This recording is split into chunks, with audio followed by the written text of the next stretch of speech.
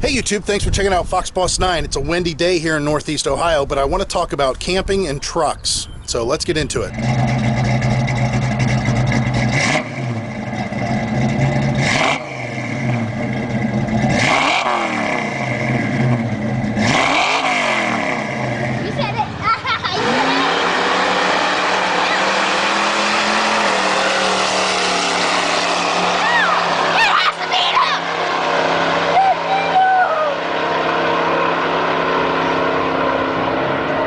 So you guys that may have been following me for a long period of time here, I started off with an F350 V8 302 extended cab long bed two-wheel drive. It was a 1995. I love that truck. That truck actually replaced my previous extended cab long bed two-wheel drive, which was a 94, and it had a 4.9 liter in it. That was an unbelievable truck. I had real good luck with it, but at 256,000 miles and a lot of rust, it was time for me to go and get something different, especially for the fact that we were towing our pop-up campers, and that V8 and the 302 was really nice to give me a little bit more boost, even though I still believe in the back of my mind that that 4.9 was a better towing engine. You guys can talk about that amongst yourselves. Down in the comments, argue it. I think the 4.9 was probably a better one, because when I first hooked up the pop-up, I was like, wow, I don't notice much difference. But it did make it to where I could do a lot of modifications for the channel here, and I did, you know, short headers, long headers, radiator, helper springs, MSD boxes, cold air intakes, all kinds of stuff. And the truck was a very dependable truck until we got rid of our pop-up campers and we got into a 1992 Terry travel trailer, weighing out at about 5,500 pounds in towing form for us. That truck struggled a little bit, still sounded good. It did the job, but it worked it.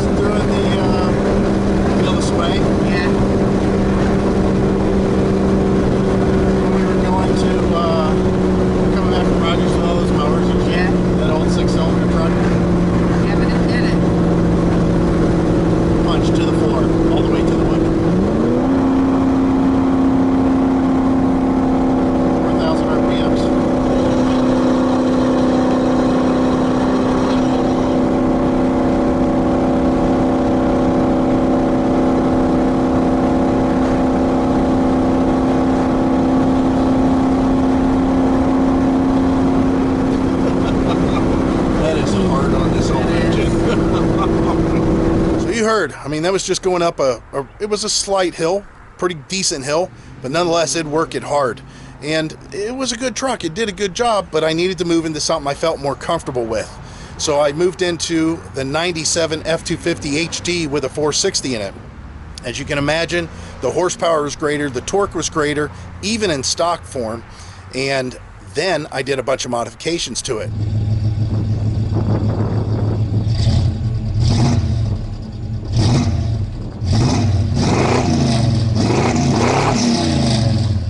So that truck, it did a good job. I liked the power that it had, and it towed that camper pretty well.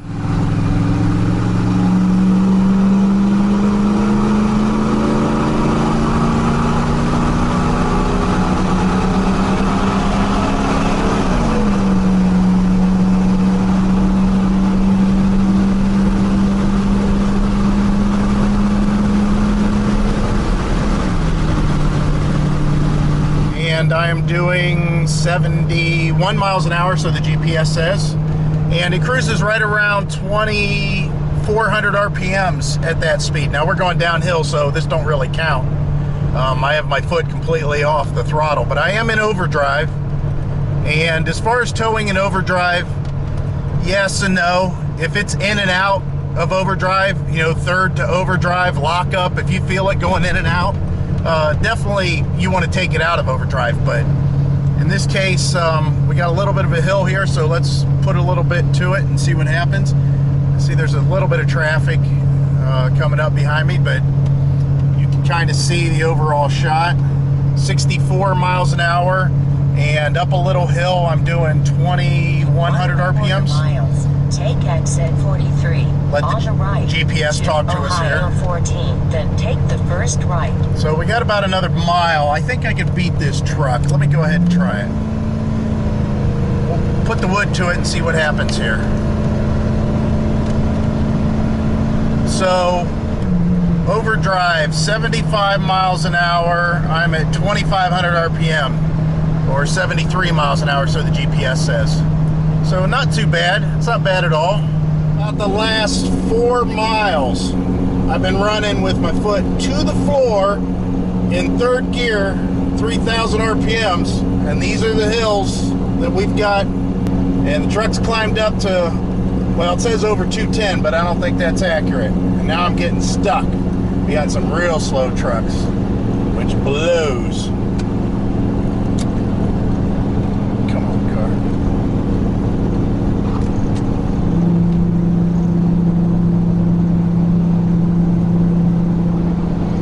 Yeah, that's it's some serious hill here.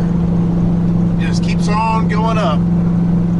And this is working this thing hard. This is the hardest it's got to work. I wish I could put it on the rear tank, because I got that more fuel pressure in that tank, but I'm kind of low on fuel there. But yeah, a lot of people, I just got a comment the other day that said, I'm in Oregon, you know, you guys don't have hills, I don't know what you're talking about. Well, I'm telling you right now, this is like a 5% grade, and it goes for miles and miles. And again, transmission's up to about 215 degrees.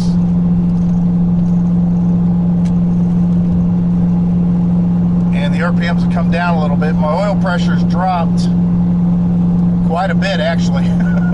My oil pressure was running 50. Now you can see where it's at. So hopefully that oil ain't breaking down, because the temperature's getting a little bit warm too. But it looks like we finally crested at least this part of the hill. As far as acceleration goes, that thing did a good job. It had 410 gears, and it got good gas mileage on the flat ground, flat land of Florida, towing from Vero Beach over to Fort Myers. I got 12 miles to the gallon at 60 miles an hour towing the whole way. So that kind of tells you, I mean, that was a good built truck, but I'd done a ton of modifications. If you go back and look at my videos, you're going to see all those modifications I did to that truck to make it to where it was. Now, at that point, we were talking about getting into another camper, another RV. That's what's behind us. And I knew that even though this weighs out at 8,800 pounds fully loaded, but when we tow it, it's about 7,000 pounds, maybe 7,300 pounds. I knew that 460, I mean, that was going to put some strain on it. And the fact that the engine had 195,000 miles on it, I was concerned about getting broke down at some point. Now, if I was just towing to the campground locally here, just for 2 weeks in the summer or something like that, the 460 would have been more than fine. But the deal is we're getting ready to sell everything that we own, and we're going to travel full-time in an RV. And we needed a bigger RV, that's why we went to this. So at that point, I started shopping around, and we got into our newest truck. At that time was a 2019 F350. Again, extended cab long bed. Believe it or not, the extended cab long bed of the 2017, 18, 19, that was bigger by 12 inches than the extended cab long beds of past, you know, the old body styles. We also went to four-wheel drive because we knew some of our camping, we run into situations where we needed to go into a field, or we might be in a muddy situation.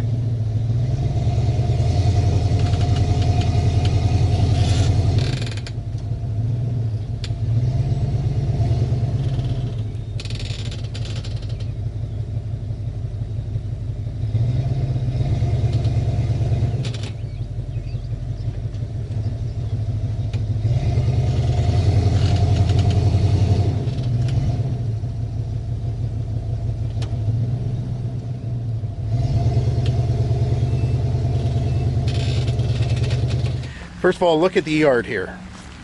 This is me keeping just the front tires in the yard. The back tires I could not take and put in that yard, not even close.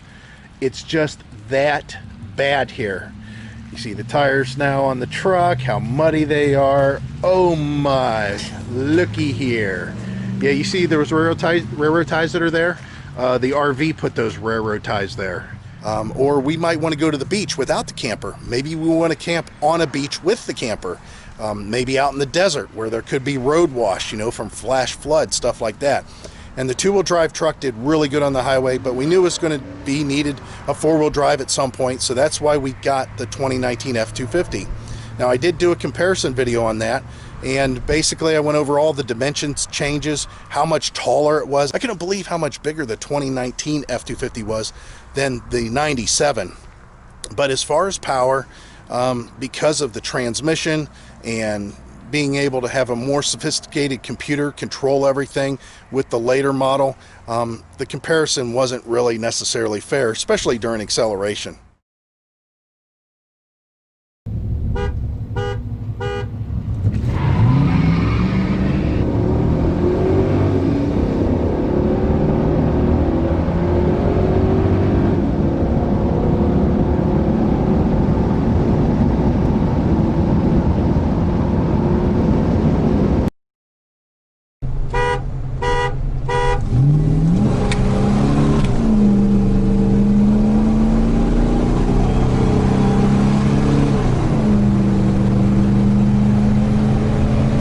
So I'm basically going to show you here the F250, the 2019 F250, towing the exact same trailer that I towed with the 97, and I could tell, just seat of the pants, it did a much better job.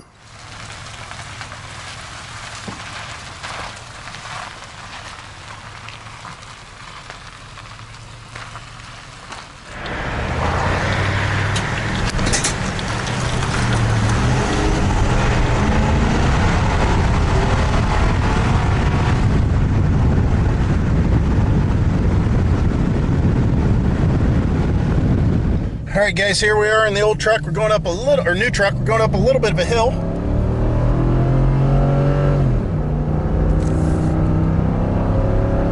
And I have to say that it accelerates a lot like the old truck.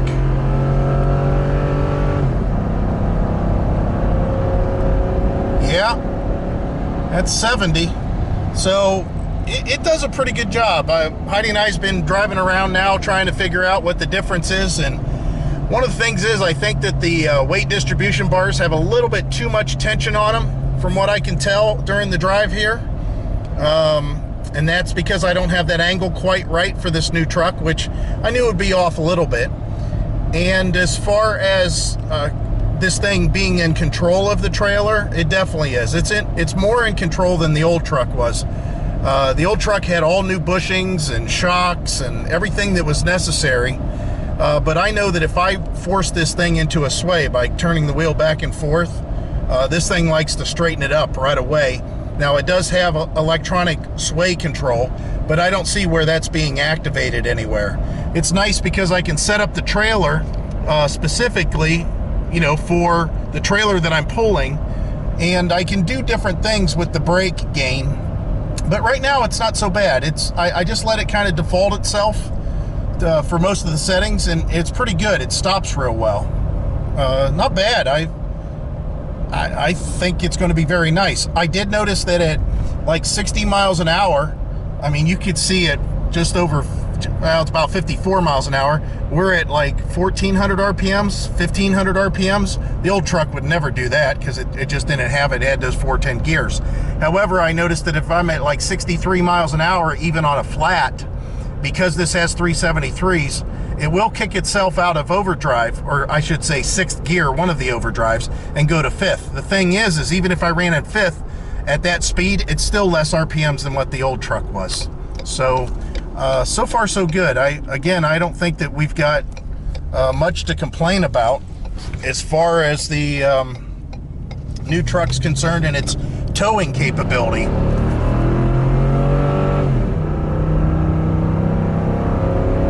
This is going up the hill in front of our house.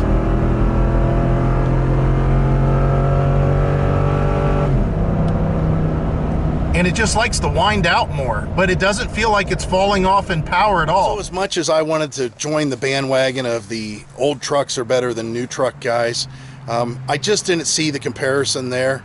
It just felt so much more sure-footed all the way around.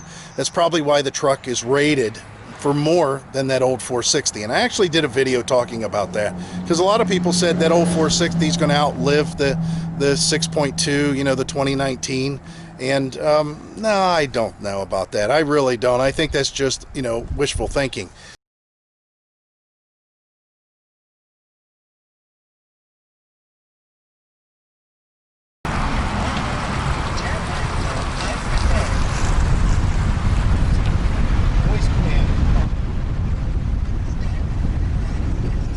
Definitely going to be getting this out on the highway for the first time.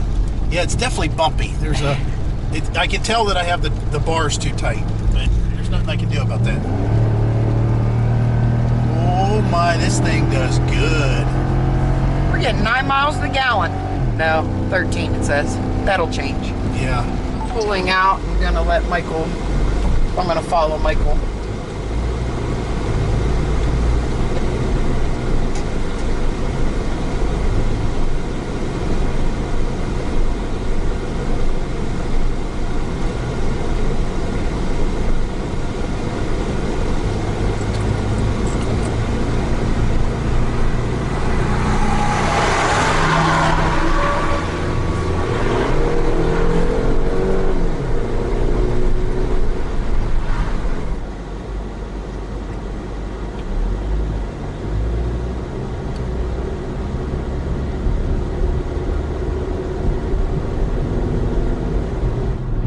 Okay.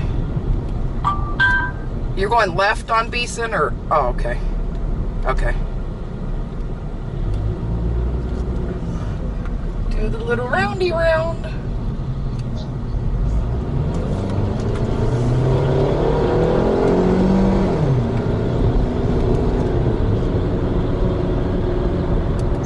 You gotta put 87 octane in this so I can tell.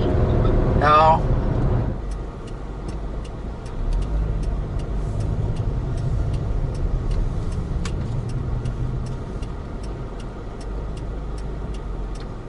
This trip has gone 490 miles. I'm doing 7.8 miles per gallon. I could probably have done a little bit better with that. I did drive around a little bit while I was at the RV show and left it idling a couple of times. But we're going from Northeast Ohio to the RV show in Hershey, PA, and then from Hershey, PA back to Northeast Ohio on 76, and that goes through the Allegheny Mountains. There's a couple of tunnels, so the road is twisty up and down, not a lot of straight, even though I'm on straight right now. That's why I'm kind of filming this. But I wanted you to see what you could expect towing an 8,000-pound travel trailer. I've got a 30-foot travel trailer, and right before we took off, we weighed it, and it was actually 7,900 pounds to be exact. And I've just got it in cruise control, and this thing jumps between 6.5 and 4. If you get on a lot of hills, you know, steep hills, I should say, you may see 3. But 63 miles an hour is what I have the cruise set at. And don't worry, if you jump out of 6, I know that was one of the concerns whenever I was looking for the truck and watching for tow videos. Police reported ahead. What's going on as far as, you know, what it feels like whenever it drops from 6th to 5th. Now the speed limit's 70 here, but when I tow, there's just no rush. There, you know, I can get up to 70. I can get up to 100. I'm sure if the speed limiter would let me, which it doesn't. But yeah, just to give you an idea, this is what it looks like. So as far as the price between the 2019 and what I already had with the 460, sure, there's a huge difference, but I also have, you know, a new truck warranty and a new truck capability, and I get to put all those miles on it, so I'm paying for that. But still, I didn't pay very much for it. And as you've seen on all those trucks, they're all gas engines that I have. That 6.2 was an incredible gas engine. I don't need, with this kind of weight, a diesel. I just don't need it. So we had the truck, we were happy with it, all except for a couple of things. Number one, the only way you could get a 48-gallon tank is if you got a crew cab and a long bed. Well, I didn't want a crew cab because of the extra length that's involved there. Now, I need a long bed. I have to have a long bed for all the stuff that we store when we camp and go on the road. Generators, Blue Boy tanks, freshwater tanks, lawn chairs, trash cans, bicycles, all kinds of camping paraphernalia, ladders. I mean, it really fills up the bed of the truck really quick. So the fact that I would have a short bed would really, kind of cuff me up with what I'm able to do. So we did get a long bed, got the extended cab, but I didn't get the 48-gallon tank. And I'll tell you, if you guys don't know this, if you have old trucks like I did, there's some stuff that you need to think about. And what you need to think about is, with dual tanks, we all know how that works. You have a 19-gallon tank on the front and a 19-gallon tank on the rear, on most of them. And you can run one of those tanks from full down to a quarter, and then you can switch to the other tank. You can run that tank almost all the way to empty, and yet all you have to do is flip the switch, and once you flip that switch, now you have a quarter of a tank to find yourself a gas station. I did that for many years. I did that with my 94, I did that with my 95, and then I did that with the 97 truck.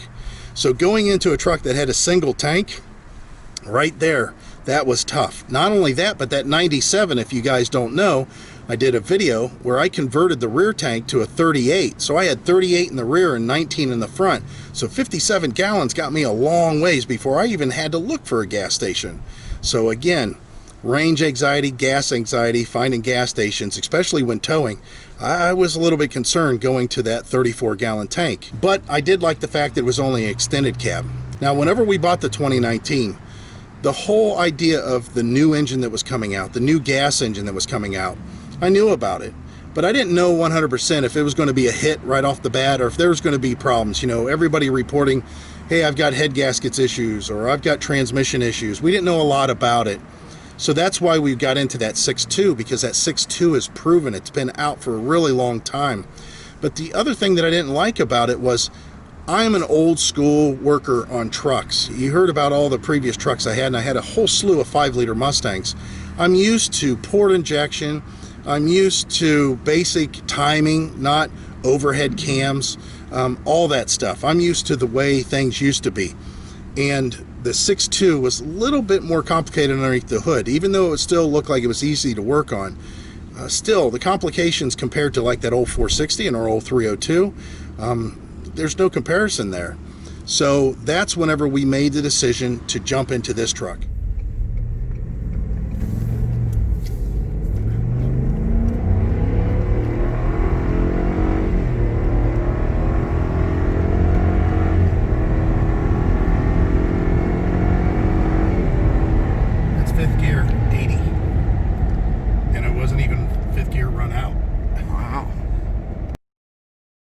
It's a 2020 F350 and it is a crew cab long bed. Crew cab because I got the 48-gallon tank. And of course we went back to that old school style engine. This is the 7.3. Again, I don't need diesel. You guys can argue diesel all you want. I don't need it. I don't have a need for it. So as far as the engine itself being port injection, it looks very normal underneath the hood. I feel much more comfortable with this one if I ever have to work on it many years down the road, hopefully. But as far as the truck itself, it's very comparable with the 2019. Now I'm going to tell you a shocking fact. If you haven't already heard this, even though this is an F350, and it does have a snowplow package, which gives you heavier springs in the front, and it does have a camper package, which gives you a heavier spring in the back, and it also gives you a sway bar, and it's also the heavier GVW package.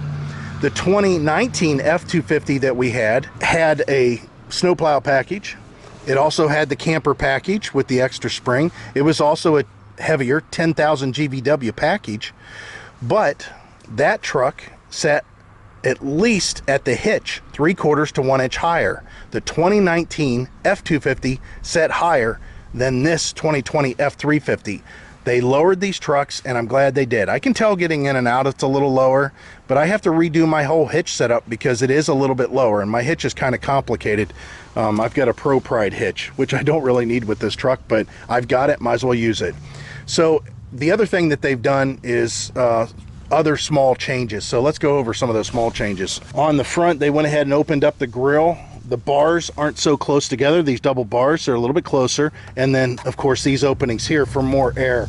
And then they put the air dam on, and the air dam is much bigger than the 2019. The other things that I notice is, of course, going to cosmetic, is this is still not prone to birds. I mean, it gets hit just like any other one. But they changed the tailgate. They moved the word Super Duty from down at the bottom. They took that big Ford emblem and they made it smaller and they put it up top here. I think it looks a little classier, but if you ever get behind a truck and you're not sure what year it is, look at the tailgate. That'll tell you for sure, or look at the grill and those openings on the grill. That should tell you. Because other than that, the trucks are pretty much identical. So much so that if you look inside here, there's been times when we took it on a test drive, I'm like, wow, this truck seems like mine. But then I started noticing some small differences. The first one I'm going to point out is this piece up here.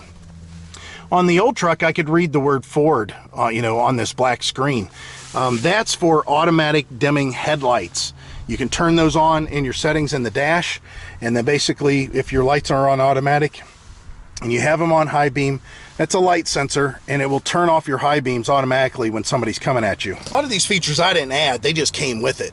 Now I'm going to tell you though, I had an 88 and an 89 Lincoln Town Car. Both of those cars had automatic headlight dimmers, and I got used to them like that. It's one of those things that you don't think, I don't know if I'd ever use it, but once you start using it, you're like, really have a problem when you go into another car and it don't have that feature. Probably get your horn blown at you a lot. It's nice, you just leave your high beams on all the time and they'll turn them off for you. The other thing is, both those trucks, the 2019 and this truck, have the ultimate tow camera package. Now on the 2019, that was roughly about I think it was a $500 option, maybe a little bit more, but it gives you these cameras that are underneath the mirror here. It also gives you a camera on the front, which, let me show you something about that camera on the front real quick. If you guys don't know and you have this package, this little square here, this isn't an access panel or anything like that. That is a squirter that comes out and cleans off that lens when you do your washer fluid. So go ahead, go run, get your wife, you stand outside the truck up front and tell her to turn on the wiper washer and let it see it squirted off. They also give you a camera in the ultimate tow camera package that's back here on the cab, which of course I got that blocked so I can't see anything in the bed, obviously. And then they give you one on the tailgate, which is right next to an LED light. So, well, not exactly right next to it, but there you see the camera and there's the LED light. Of course, those things are very nice to use when you're moving the truck in tight quarters. Do I need it? No, I've had a truck for years. I know how to drive a truck. I don't need these cameras. But don't make that dissuade you to say, I'm too much of a man to have that camera package.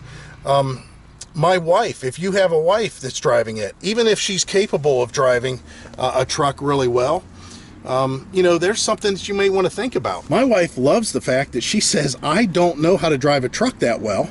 And she says, I don't run over the curb. She goes, I don't have to worry about bumping cars. And she says, I get the truck parked perfectly in the parking spots every single time. All because of that camera system. And she said, and nobody knows the difference. She says, they just think I know how to drive the truck. And she's right. So we wanted to make sure we had that package on here. Now, why I mentioned how much the package costs on the old truck is because the package on this truck, it jumped up to $1,700. And that has a lot to do with a bracket and a motor. So see that aluminum bracket right there? Well, that aluminum bracket is holding an electric assist motor for steering. It works really well. The steering is still traditional, 100%. The steering has a gearbox that is driven by a shaft. It just has an auxiliary motor that's attached to it.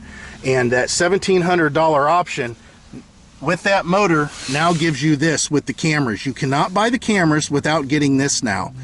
Now, do I need this? No.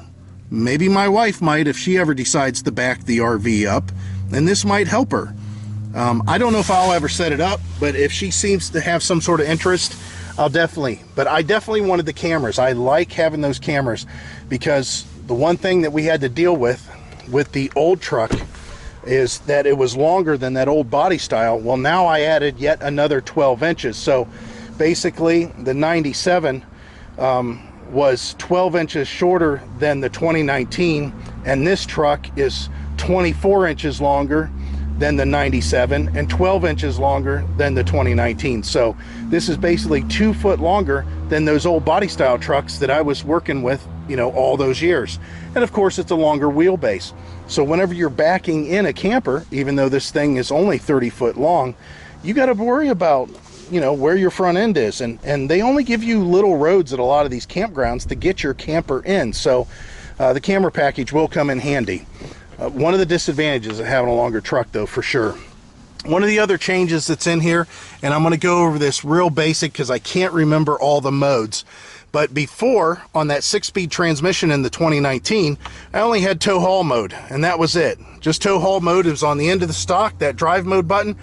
You pushed it, it said tow haul. Well, now you have tow haul, you have economy, and I think you have some sort of a slippery or snowy or muddy condition setting also. I'll have to say, though, whenever you're talking about that economy mode, the pedal gets awful mushy. But it does help you with your gas mileage because it just doesn't give you everything that it has. And one other feature this one had that ours didn't have, and that's this downhill assist. I think we could have got it on the 2019, but it wasn't optioned in. And the USB, they put in a USB-C along with the USB 3. Our other one just had 2 USBs, you know, USB 3s. So other than that, though, this truck is pretty much identical on the inside. Now, I reused the floor mats from the old truck, but I did have to buy a new floor mat for the rear because, again, it is a crew cab. One of the things I want to point out with this, if you guys don't know, of course, the truck sitting lower and the air dam being bigger, they're trying to get a little bit better gas mileage out of this, but they also did that with this transmission being a 10-speed transmission, and so far so good. Also, a little hint, you can use these tow hooks as a foothold if you want to put your foot on there and help you up. Underneath the hood looks so much more traditional to an old school engine. Other than having a coil pack for each plug, it really looks normal. Has, you know, a regular fuel injector rail with fuel injectors, and everything looks pretty normal. We also option in dual alternators and dual batteries, and that's for towing reasons and charging the batteries as we drive down the road, something I want to do in the future. So basically, this is going to be the new truck. I'm going to be shooting videos of this thing towing this new RV and comparing it, hopefully, with videos that I've already shot with the old truck, and give you some comparisons and seat of the pants feel. I'll be very honest about it. I don't hide that stuff. I'm just not that type of person. So hopefully this will get pulled with this truck just fine. Thanks for checking in with me, and anything you want to see about this new truck, let me know and I'll see if I can accommodate. Appreciate it. Bye.